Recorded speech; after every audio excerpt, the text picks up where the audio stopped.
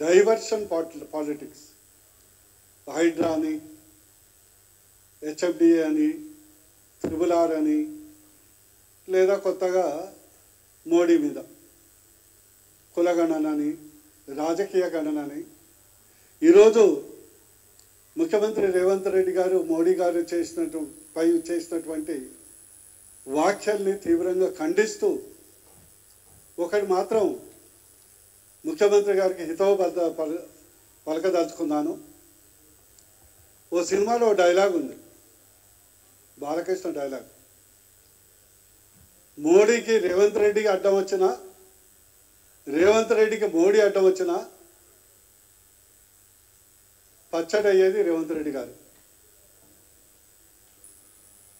ఆయన గతం చరిత్ర మరుస్తున్నారు.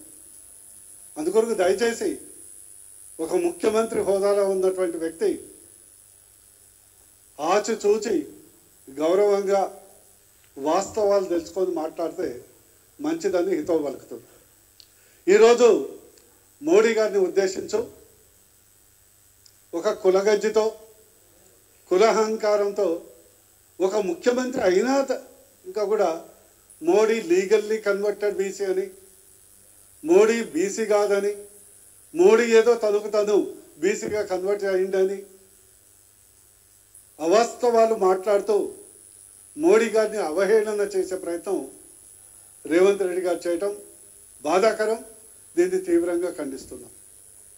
ఈరోజు వాళ్ళని అడగదలుచుకున్నాను, మోడీ గారు ఎప్పుడు నేను బీసీ అని చెప్పలే, ఎప్పుడని చెప్పిండా?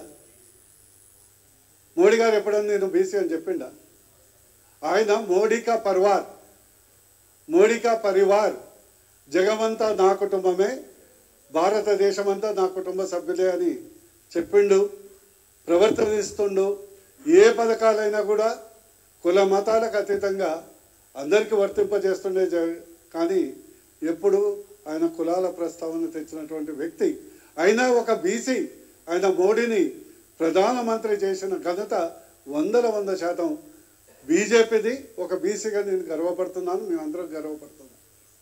ఇంకో అంశం, ఈరోజు రేవంత్ రెడ్డి గారి మాటలు ఎట్లున్నాయంటే, ఈరోజు మోడీ గారు కులము, మోడీ గారు బీసీ, మోడీ గారి కులం పట్ల చులకన మాట్లాడుతూ ఈ లెక్కన పోతే గౌరవనీయులు తెలంగాణ ముఖ్యమంత్రి రేవంత్ రెడ్డి గారు రేపు మహాత్మా గాంధీ ఏదో వైశ్య కుటుంబం అని, లేకుంటే భగత్ సింగ్ది ఒక కుటుంబం ఏ కులం అని, లేదా సుభాష్ చంద్రబోస్ ఏ కులం అని ప్రస్తావించే దుర్దినం భారతదేశానికి రావద్దని ఈ సందర్భంగా వారికి హితవు పలుకుతుంది.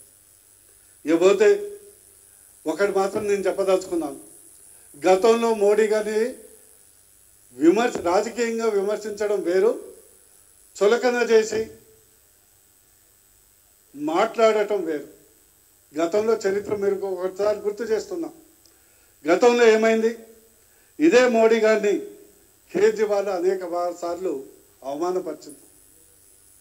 మోడీ గారి చదువు గురించి, మోడీ గారి డిగ్రీ సర్టిఫికేట్ గురించి చాలా అవహేళనగా మాట్లాడేటువంటి వ్యక్తి ఢిల్లీ మాజీ ముఖ్యమంత్రి కేజ్రీవాల్ గారు.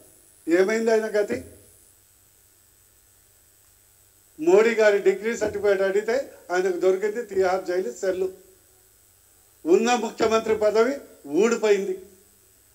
ఢిల్లీలో ఓటర్లందరూ, ప్రజలందరూ చీపురు తీసుకొని కేజ్రీవాల్ని మొత్తం ఊడ్చేశారు. ఇంకా సినిమా ఇంకా ముగిలే ఉంది. మా తెలంగాణ ముఖ్యమంత్రి ఆయన మంచి కొరకు ఒకసారి చరిత్ర మీరు గుర్తుపెట్టుకోవాలి.